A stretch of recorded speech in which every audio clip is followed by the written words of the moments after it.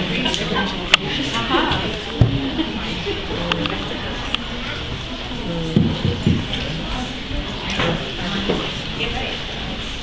guess I'm supposed to start. I'm William Joyce. Hello.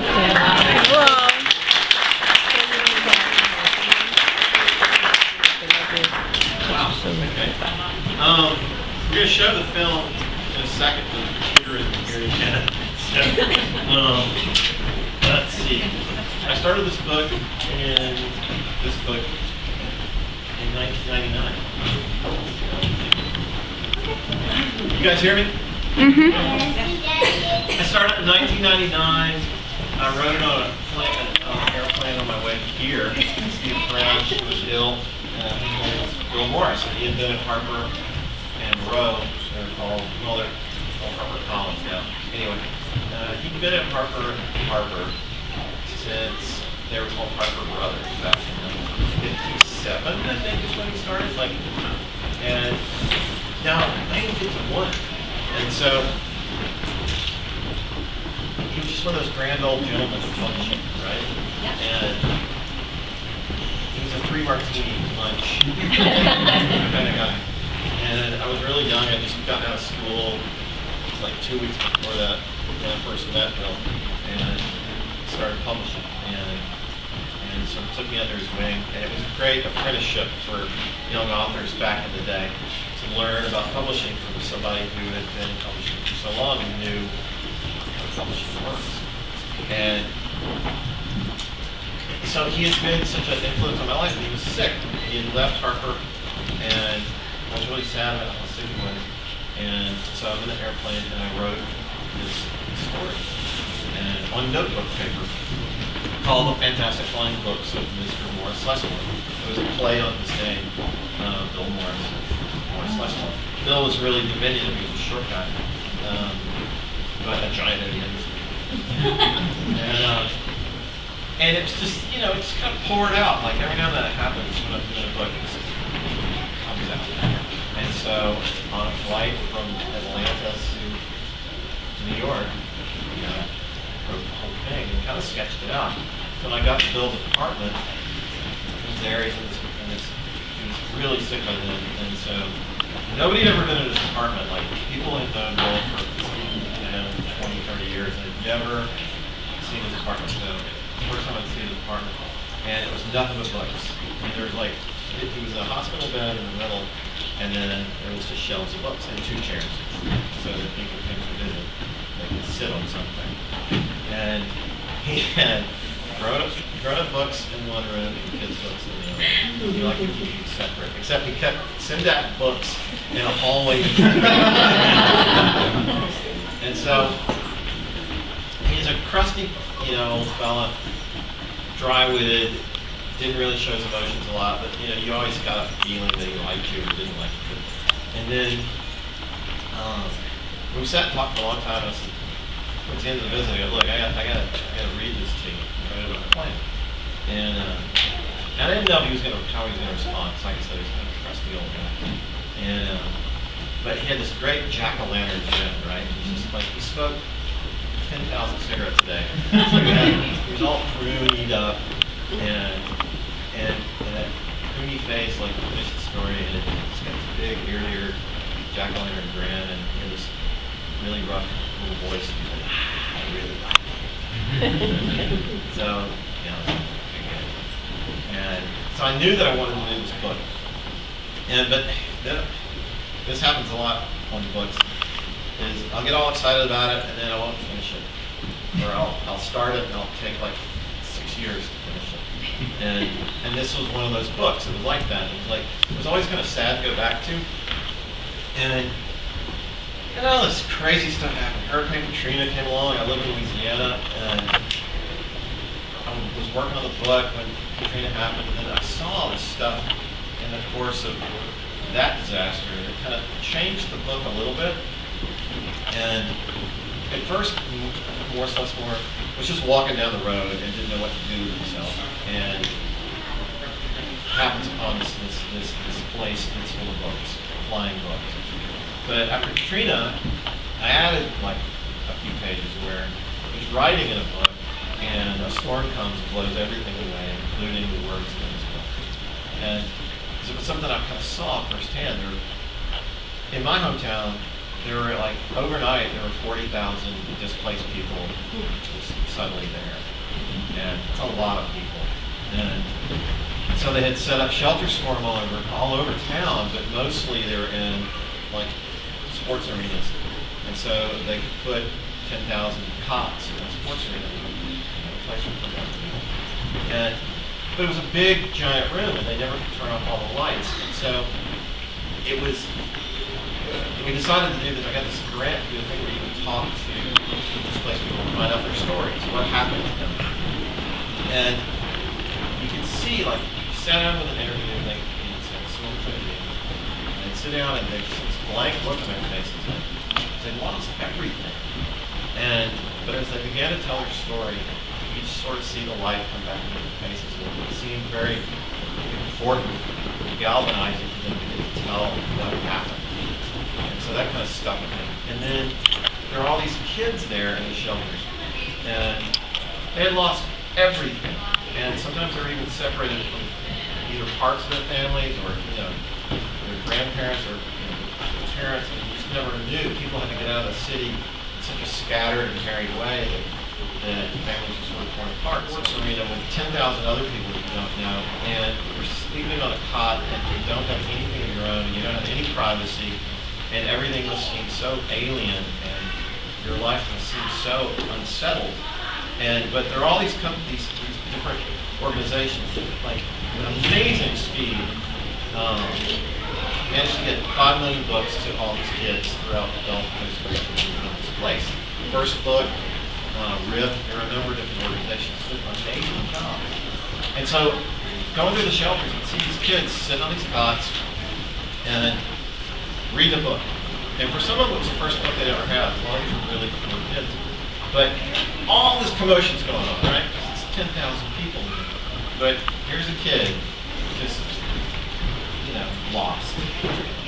Like there's a protective cone of escape around them, and they are in there. They're not in the shelter. And I found that profoundly moving. So that changed the book a little bit. And then all this crazy stuff happened. We decided, a friend of mine and I, Brandon Oldenburg, who's back there, my co-director on the short film. Brandon, give a wave. We've been working together for a really long time, and we wanted to have our own company. We worked at Pixar, and we've done stuff with Blue Sky, and we really, and he had an animation company in Dallas, and it was like, we had this idea of trying to do things fast and cheap and different and using all the new technology in interesting ways, and just being agile and not worrying about the bottom line, all that kind of stuff we don't worry about in these things. And so we formed the company, and it was like the first thing we're going to do, we needed to do a short film so we could prove that we could do animation in Louisiana. In New York, everybody would believe you could do that. In Los Angeles, everybody would believe you could do that. In San Francisco, they would believe you go, we're going to have an animation studio in Louisiana. People look at you like you just, I don't know, burp really loud or something. And so let's do more Lessmore. I can finish the book while we're doing the short film. So we raised the money. We sat about making the short film while I'm working on the book. We based, the short film is based on everything that was in the book. And then halfway through production on the short, they announced the iPad. And Brandon and I looked at each other like, this is so cool. We have to do something on this. And it's not going to be a book. It's not going to be a movie. It's something in between that really got us like stoked. So taking the sort of exact structure of the book that was in progress, and the assets that we had as we were making the short film, we put together the app, as they call it. And I don't like when they call them book apps. It's not. It's a story app. It's not a book. It's something different. And so we finished the short and we finished the app almost at the same time. And I kept working on the book. And everybody's like, wait, this is all backwards. You should do the book first and then do everything else. We're like, well, this didn't work out that way, guys. I mean, and we're going with this because we can. So, we'll get the book done as fast as we can. But we were trying to qualify for the Oscars, and that was a long shot. That was like literally the odds. There are 5,000 short films that qualify, that start out in the pool of films that are eligible for Academy Award every year, and so we were one of 5,000. But over the summer, we won a couple of the festivals that we needed to win to be considered, and then the app took off like crazy. I mean, this was interesting. It's not like publishing a book. Like you finish your app, and you send it to Apple, and they go, okay, and they tell you what day it's going to release, and then you just push a button, and then it's just there. And it's not. Well, ours is $3.99. Books aren't like that. Gee, funny you should ask. So it's just like, I don't have to talk to anybody. Just like, there it is. But one of the things about that is you push the button, but nobody may be paying attention. So for the first few weeks, like nobody paid any attention, and we started getting some nice reviews. And somebody blogged about it, and it caught fire in a single day. We got like 1 million hits, and it was like our server was exploding, and people were on fire. And so then we got nominated, and it was crazy. Like I mean, you've never seen such an explosion of joy as our company. By then, we're about 50 people, and up at 7 o'clock in the morning, watching the live feed, seeing if we're nominated or not, and we were. And we just, the whole town went bananas. And, I mean, it's a small southern town. We're hometown boys. And so we're still trying to finish the book. Like literally, we're at the Oscars, and I'm doing artwork for the book.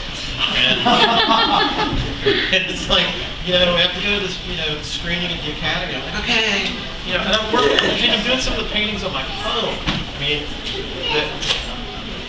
Joe Bloom, who I had work with me on the illustrations, I wanted a different look for this book, and something I've been trying to achieve for the longest time, which is something, I don't know, more detailed, and it seemed like the way to try it. So we were painting digitally, and I mean, there are so many things in the short that are based exactly on drawings that I've done for the book, that the whole thing sort of blended together in such an interesting way. But we decided that we would do only original paintings for the book, and we didn't want it to be like just images or screen grabs from the short. We wanted it to be a real book, this beautiful, well-crafted illustrations we do and paint on my phone. And so I actually do some of my best work with my finger. It's finger painting. I mean, on my phone. So there's illustrations from this and a number of illustrations in the Man in the Moon book and in the upcoming Sandman book that I did on my phone. So we finished the book. Like 3 weeks after the Oscars. So we go to the Oscars, and it's like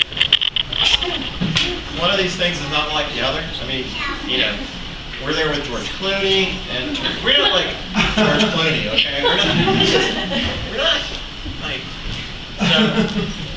So we had a great time. We decided, Brandon and I were like, we are going to have fun. As fish out of water as we are. The only way that we can approach this is that we are Gomer Pyle and Otis or something. Just pumpkins. But everybody was so sweet to us. Everybody in the Academy was so generous to us. And I think several people that decided later said, y'all look like you're the only people having fun doing this. So everybody else is kind of uptight. We're like, man, we're just nominated. And you guys have indoor plumbing. I mean, we got interviewed by Isaac Mizrahi, right? On the red carpet. And Brandon made this joke And it was hysterical. We got asked, this interviewer asked us, who are you wearing to the Oscars? Like we're fashion plates, And Brandon, as a joke, because he's from Fort Worth, said Dickies.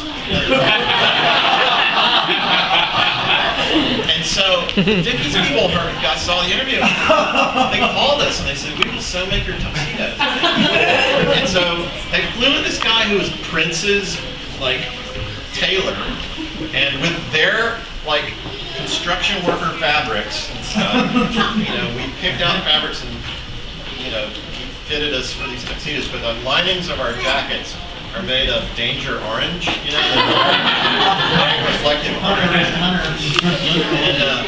And so we're on the red carpet, and Miss Rahi sees us, flashing our lining. He's like, Dickies?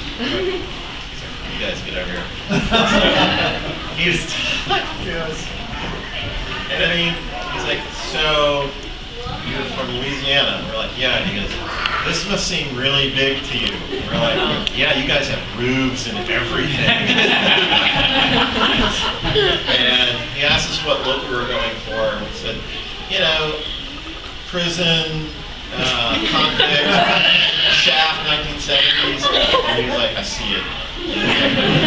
So that was one of our fun little things. So there, and your brain starts going inward in weird ways. And so I basically lost all sensory perception 20 minutes before our category was announced. I wasn't I was hearing anything anymore.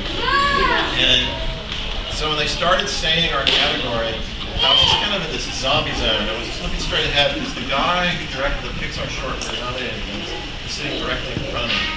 And I thought, well, if he stands up, since I'm not hearing things anymore, then I'll know that we lost. I'm just kind of sitting there and listening, and my son's sitting next to me, and then I hear them open the envelope, and I hear the syllables, the fantastic, and then, I don't know, something happened. All the atoms in my body separated. And I was a gas. I was sort of a mist of bliss. And I don't remember anything but sort of drifting down towards the stage, and that I didn't have feet anymore or something. And I remember thinking, God, I wonder if Brandon's coming. This is where he was. And then those girls from the bridesmaids are standing there on stage holding these statues towards us like we're supposed to take them. And I'm like, wow, girls from the bridesmaids, I wish I'd seen it. And then we get to the podium, and they stress constantly, have your speech prepared, do not write it on paper. Seem as though you were saying it for the first time. Be brief and funny. And seem as though you have done it for the first time. Whatever you do, do not write it down. Do not pull out a piece of paper. You have 45 seconds from the time you get to the microphone. You will have a monitor where you can see the time ticking off. 45 seconds, they will turn your mic off, and you will look like an idiot. Do not do that, and know what you're going to say. Be prepared. Brandon and I had sat down and prepared. 2 days later and saw it on television. Evidently we did okay. And then everything was just nuts. And when the book came out a month ago, and we've been #1 on the New York Times for the day.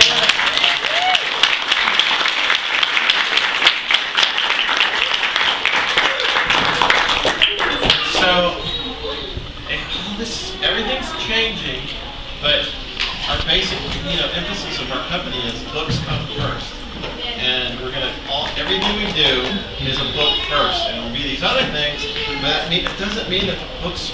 I'm so convinced now that books, there's no way something that powerful that a kid can be totally disrupted in his life and be sitting in a shelf with 10,000 strangers and be reading a thing that's too powerful. It can't possibly go away. So that's what we're doing.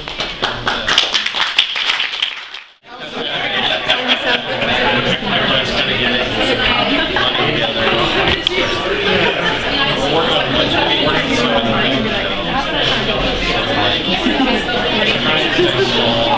Trying to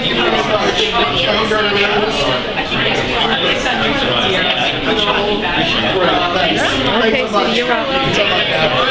Here's my book, and I got a present for you.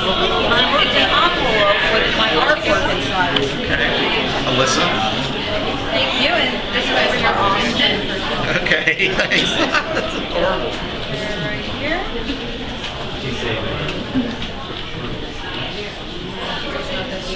Oscar's a little beat up right now. Oh, I took him around. little Too many. Yes, damn it. You know, they'll do that for you. You know, you have a lifetime maintenance thing that comes with it. Well, they said that, and then we called and they said it'll cost you this much. Oh, it's not free, but they'll take care of it. Yeah.